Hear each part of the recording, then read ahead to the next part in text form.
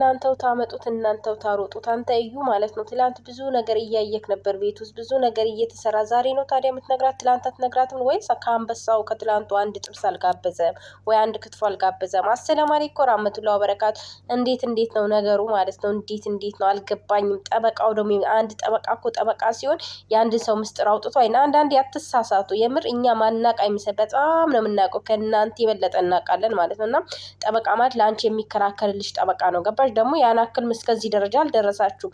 ፍርድ ቤት ወረቀት አስገባሽ፣ በቃ ፍቺ ትፈጽሚያለሽ። ጠበቃ የምን ጠበቃ ነው? ጸብ እኮ አልፈጠራችሁም፣ አልከሰሹም። ስትከሹ ነው ጸብ ፈጥራችሁ ጭረት ፈጥራችሁ ስትከሹ ነው አይደል እንዴ እንትን የሚለው። እና ብዙ ነገር እያወራችሁ ነው። ብዙ ጊዜ አትሳሳቱ ማለት ነው። በምትሰሩ ስራ ጠንቀቅ እያላችሁ ስሩ። እና እዩ ደግሞ አንተ ትላንትና አብረኸው ሆይ ሆይ እያልከው ነበር። ትላንትና ብዙ ነገር ሲሰራ አይቻለሁ አልቻልኩም ላልከው ዛሬ ላይ ያልቻልከው ምናልባት የሆነ ነገር አተክ ይሆናል ከአብርሃም ላይ ማለት ነው። ዛሬ ላይ ለሚስቱ መተክ ልታማ የቻልከው ማለት ነው። እና ትላንት የሆነ ነገር አግኝተክ ሀይ እያልከው ነበር። ዛሬ ደግሞ ያን ነገር አላገኘም። አንዳንድ ጊዜ ነጭ ልብስና የጥቅም ሰው እንደዚህ ናቸው ማለት ነው።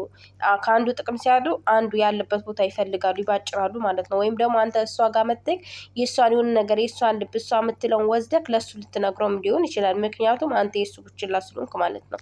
አንተና ያኛው ኡርጋጥ እና በዚህ ልክ ደግሞ ሩታዬ እንደዚህ ስላሉሽ አንቺ እነሱንም ማመን የለብሽም፣ ሁለቱንም ማለት ነው ማመን የለብሽም። ብዙ ጊዜ አምነሻቸው እንደራስሽ አቅርበሻቸው ብዙ ልጆች ጎተውሻል። ስለዚህ አንቺ ደግሞ እዩ እንደዚህ ስላለሽ እሱንም ማመን የለብሽም። እሱም የአብርሽ ዳይፐር ነው ወይ ምናልባት ከሱ የሆነ ነገር አትሆናል አንቺ ጋር የመጣው ማለት ነው። ያው ለሰው ልጅ ይቅርታ ማድረግ ትልቅነት ነው። ይቅርታ መጠየቅና ይቅርታ ማድረግ ትልቅነት ነው። ይሄ ደግሞ የሰውነት ባህሪያችን ነው ማለት ነው። እና ያው ይቅርታ በማድረግሽ ደስ ብሎናል። ግን ደግሞ አትመኙ ማለት ነው። ለአንቺ አስቦ ሳይሆን ለአበጋዝ አስቦ ነው አንቺን የሚቀርብሽ። ስለዚህ አንቺም ደግሞ እንደዚህ ነይ ባሉሽ ቦታ ሁላ አትገኝ። ለምን እዚህ ጋር ከሚያከብሩሽ ነው ከሚያከብሩሽ የምትከበሪበት ቦታ ነው መገኘት ያለብሽ። የማትከበሪበት ቦታ መገኘት የለብሽም ማለት ነው። እና አበጋዝም ቢሆን አንቺን አያከብርሽም። ብዙ ማታ ራሱ ባየነው ይበቃናል በቲክቶክ ማለት ነው። እና ላንቺን ለመጣል እንዲህ የሰው ልጅ በሚስቱ ይቀናል እንዴ?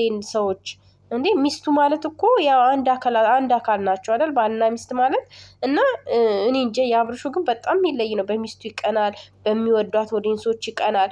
እኛ በነገራችን ላይ አንድ አንበሳ ማውረድ አቅቶን ሳይሆን የሰው ልጅ በገንዘብ አይገዛም። በብድር የተገዛ አንበሳ ደግሞ ያን አክል አያኮራም። ብድሩን ማን እንደሚከፍለው እናያለን ማለት ነው። ስትበጣበጡ እናያለን። ሁለት አንበሳ ደግሞ ብርቅ አለ። የሰው ልጅ ልንገራችሁ እስኪ ብሩኬን ለብሩኬ ስንት አንበሳ እንደወረደለን። ሁለት አንበሳ አውርዳችሁ አወረድን ትላለች።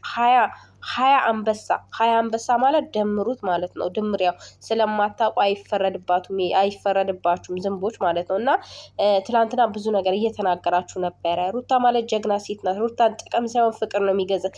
አብርሽ እኮ እናንተን የፈለጋችሁ ለሁለት አንበሳ ነው። ገባችሁ? ልታበድሩት እሱ ነው በብድር ማለት ነው።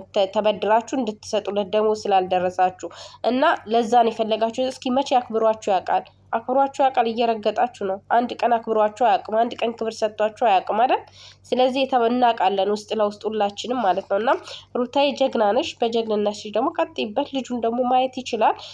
ልጁን ስለማይፊት አትንሹ ምናምን ስላሉ በራስሽ ተመሪ፣ በሰው ሳይሆን ማለት ነው። እና እኛ የምናውቅሽ በራስሽ ስትመሪ ነው። ዛሬም ደግሞ በራስሽ ተመሪ፣ በሰዎች አትመሪ ማለት ነው። የኔ ውድ የኔ ጀግና ማለት ነው። ጀግኒት ልህልታችን ንግስታችን፣ የሚዲያው ድምቀት አንቺ ከሌለሽ አይደለም የኛ ሚዲያ የነሱ ዩቲዩብ ራሱ አይሞቅም ማለት ነው። የትኛውም ሰው አንቺ ካልገባሽበት እይታ ዜሮ ናቸው።